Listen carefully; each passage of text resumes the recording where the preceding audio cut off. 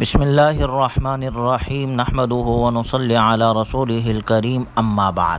سیرت النبی صلی اللہ علیہ وسلم کا درس نمبر 74۔ حضور اکرم صلی اللہ علیہ وسلم کے تعاقب میں سراقہ کی روانگی۔ جب کفار قریش نے یہ اعلان کیا کہ جو شخص حضور اکرم صلی اللہ علیہ وسلم کو گرفتار کر کے لائے گا تو اس کو 100 اونٹ انعام میں دیے جائیں گے، ہر طرف آپ علیہ السلام کی تلاش جاری تھی۔ آپ صلی اللہ علیہ وسلم حضرت ابوبکر رضی اللہ عنہ کے ساتھ مکہ المکرمہ سے مدینہ المنورہ کی جانب رواں دوا تھے۔ ساحلی پٹی پر ایک جگہ آتی ہے جس کا نام رابغ ہے۔ یہاں وہ قبیلہ آباد تھا جس کا سردار سراقہ بن مالک تھا۔ اس نے بھی سن رکھا تھا کہ جو محمد صلی اللہ علیہ وسلم کو گرفتار کر کے لائے گا اس کو 100 اونٹ انعام میں ملیں گے۔ جب حضور اکرم صلی اللہ علیہ وسلم یہاں سے گزرے تو یہ سراقہ اپنے قوم کے ساتھ مجلس میں بیٹھا ہوا تھا۔ اس کو ایک شخص نے آ کر اطلاع دی کہ ساحل کے راستے پر کچھ اجنبی گزرتے ہوئے دیکھے گئے ہیں اور غالباً میرا گمان ہے کہ وہ محمد صلی اللہ علیہ وسلم اور ان کے رفقا ہے، لیکن اس مقصد کے لیے کہ انعام کوئی اور حاصل نہ کر لے، سراقہ نے لوگوں کی توجہ ہٹانے کے لیے کہہ دیا کہ نہیں وہ فلاں آدمی ہے جو میرے سامنے ادھر سے گزر گئے تھے۔ مقصد اس کا یہ تھا کہ کسی اور کو خبر نہ ہو، اگر ان کو خبر ہو گئی تو وہ سب قتل لے جائیں گے۔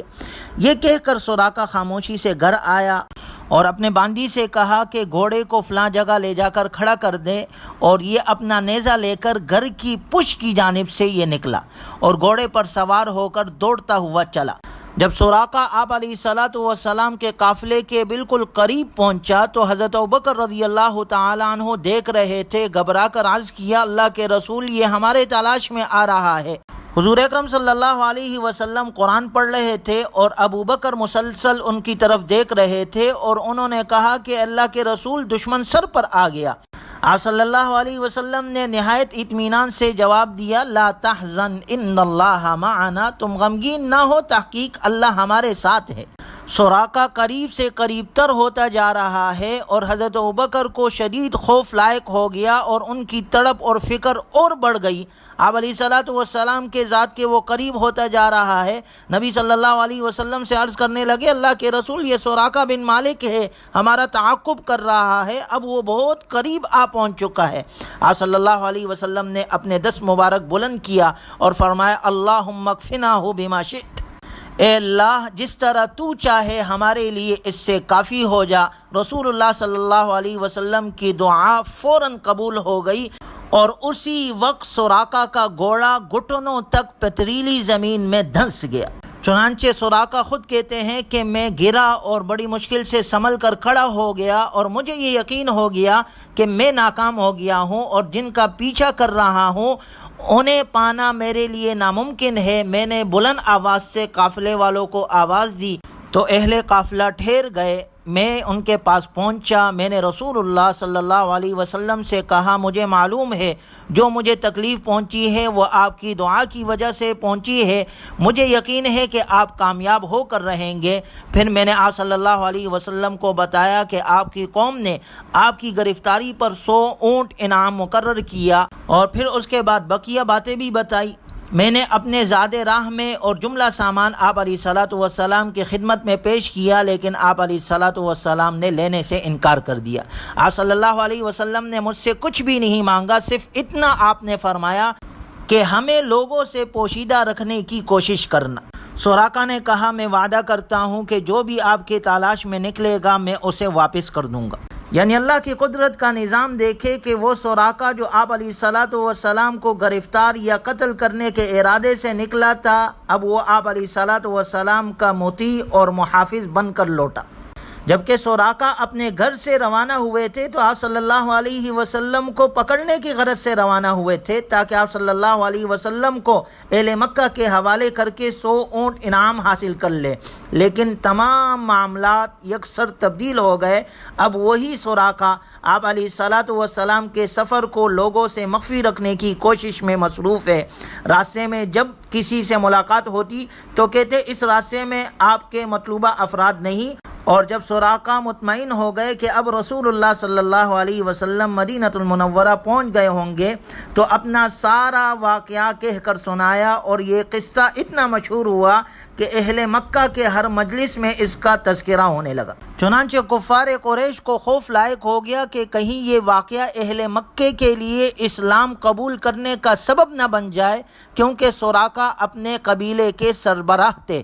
تو ابو جہل نے بنو مدلج کو لکھا کہ اے بنو مدلج، مجھے ڈر ہے کہ تمہارا ایک کم عقل آدمی سراقہ لوگوں کو محمد صلی اللہ علیہ وسلم کی مدد پر آمادہ نہ کر دے، اس لیے تم اس پر جلدی قابو پالو تاکہ وہ تمہارے اتحاد کو پارا پارا نہ کر دے اور یوں عزت اور سرداری کے بعد تمہارا شیرازہ بکھر جائے۔ سراقہ بن مالک رضی اللہ عنہ نے ابو جہل کا جواب ان الفاظ میں دیا: اے ابو الحکم، اللہ کی قسم اگر تم اس وقت موجود ہوتے جب میرے گھوڑے کے پاؤں زمین میں دھس رہے تھے، تم یہ منظر دیکھ کر یقین کر لیتے کہ محمد صلی اللہ علیہ وسلم دلیل کے ساتھ اللہ کے رسول ہے۔ اب یہ تمہارا فرض لازم ہے کہ تم اپنی قوم کو محمد صلی اللہ علیہ وسلم کا مقابلہ کرنے سے روکو۔ مجھے یقین ہے کہ کسی دن ان کا راستہ اہل نظر پر واضح ہو جائے گا، ایسے معاملے کے ساتھ کہ تمام لوگ یہی تمنا کریں گے کہ اے کاش سب لوگ ان سے دوستی کر لیں۔ چنانچہ سراقہ خود کہتے ہیں کہ جب مجھے اس بات کا یقین ہو گیا کہ اب اللہ تعالیٰ آپ علیہ الصلوۃ والسلام کو ضرور غلبہ عطا فرمائے گا، تو میں نے مزید احتیاط کے لیے تحریری امان لکھنے کی درخواست کی۔ آپ صلی اللہ علیہ وسلم کے حکم پر عامر بن فہیرہ رضی اللہ عنہ نے ایک چمڑے یا کپڑے یا ہڈی پر امان نامہ لکھ دیا، اور اس موقع پر آپ صلی اللہ علیہ وسلم نے سراقہ کو ایک بشارت بھی دی تھی کہ اس وقت تیرا کیا حال ہوگا جب تو کسریٰ کے کنگن پہنے گا۔ سراقہ رضی اللہ عنہ خود کہتے ہیں کہ جب حضرت عمر رضی اللہ تعالیٰ عنہ کا دور آیا تو یہ بشارتیں بالکل صحیح ثابت ہوئی کہ جب حضرت عمر رضی اللہ تعالی عنہ کے پاس کسریٰ کے کنگن اور تاج لایا گیا تو انہوں نے مجھے بلایا اور یہ سب زیورات مجھے پہنا دیے۔ میرے کلائیوں پر گھنے بال تھے۔ حضرت عمر رضی اللہ تعالی عنہ نے مجھے حکم دیا، اپنے دونوں بازو بلند کرو، اور پھر نہایت بلند آواز سے فرمایا: اللہ اکبر، الحمدللہ الذی صلبها کسریٰ بن ہرمز الذی یقول انا رب الناس والبسہما سراقۃ بن مالک بن جعشم اعرابی من بنی مدلج۔ اللہ سب سے بڑا ہے، تمام تعریفیں اس اللہ کے لیے ہے جس نے یہ سارا سامان ربوبیت کے دعوے دار کسریٰ بن ہرمز سے چھینا اور بنو مدلج کے ایک اعرابی سراقہ ابن مالک بن جعشم کو پہنا دیا۔ حضرت سراقہ رضی اللہ تعالی عنہ حضرت عمر رضی اللہ تعالی عنہ کی بات کو بار بار اونچی آواز سے دہرا رہے تھے کہ اللہ اکبر، اللہ سب سے بڑا ہے، اور شکر ہے اللہ تعالیٰ کا جس نے یہ سارا سامان کسریٰ سے چھین لیا اور بنو مدلج کے ایک سراقہ بن مالک کو پہنا دیا۔ چنانچہ اس طرح اللہ تبارک و تعالیٰ نے آپ صلی اللہ علیہ وسلم کو سراقہ سے محفوظ کیا، اور سراقہ واپس ہو گیا، اور آپ علیہ الصلوۃ والسلام مدینہ المنورہ کی طرف روانہ ہوئے تو مقام غمیم میں کچھ افراد نے آپ کو گھیرے میں لے لیا، جن کے سردار بریدہ اسلمی تھے۔ یہ افراد بھی اس لیے نکلے تھے کہ رسول اللہ صلی اللہ علیہ وسلم کو تلاش کر کے قریش سے اپنا انعام حاصل کرے، لیکن جب آپ صلی اللہ علیہ وسلم سے ان کی ملاقات ہوئی تو آپ علیہ الصلوۃ والسلام نے پوچھا: من انت، تم کون ہو؟ تو جواب میں سردار نے کہا: میں بریدہ ہوں۔ آپ صلی اللہ علیہ وسلم نے ابو بکر رضی اللہ عنہ کی جانب متوجہ ہو کر فرمایا: برد امرنا وصلح، اے ابو بکر ہمارا کام ٹھنڈا اور درست ہو گیا۔ پھر پوچھا: تمہارا تعلق کس قبیلے سے ہے؟ تو بریدہ نے کہا: میں قبیلہ اسلم سے ہوں۔ آپ صلی اللہ علیہ وسلم نے اس سے نیک فال لیتے ہوئے ابو بکر رضی اللہ تعالی عنہ سے فرمایا: ہم سلامت رہے۔ پھر آپ صلی اللہ علیہ وسلم نے دریافت فرمایا: من بنی من، قبیلہ اسلم کے کس شاخ سے ہو؟ تو بریدہ نے کہا: بنی سہم۔ آپ صلی اللہ علیہ وسلم نے فرمایا: خرج سہمک یا ابا بکر، اے ابو بکر تیرا حصہ نکل آیا، یعنی یہ مسلمان ہو کر تیرا ساتھی بنے گا۔ بریدہ نے پوچھا: آپ کون ہے؟ رسول اللہ صلی اللہ علیہ وسلم نے فرمایا: انا محمد بن عبداللہ رسول اللہ، میں محمد عبداللہ کا بیٹا اور اللہ کا رسول ہوں۔ بریدہ اسی وقت پکار اٹھے، اشہد اللہ الہ الا اللہ و اشہد ان محمدا عبدہ و رسولہ، میں گواہی دیتا ہوں کہ اللہ کے سوا کوئی الہ برحق نہیں اور یقیناً محمد صلی اللہ علیہ وسلم اس کے بندے اور رسول ہے۔ اسلام کا نور صداقت ان کے سینے میں اترتا چلا گیا، چنانچہ وہ مسلمان ہو گئے اور ان کے ساتھ ان کے قوم کے 70 یا 80 گھرانے بھی مسلمان ہو گئے۔ سیدنا بریدہ رضی اللہ تعالیٰ عنہ نے رات رسول اللہ صلی اللہ علیہ وسلم ہی کی معیت میں گزاری۔ جب صبح ہوئی تو سیدنا بریدہ رضی اللہ تعالیٰ عنہ نے عرض کیا کہ اللہ کے رسول، جب آپ مدینہ المنورہ میں داخل ہوں گے تو آپ کے پاس اپنا جھنڈا ضرور ہونا چاہیے۔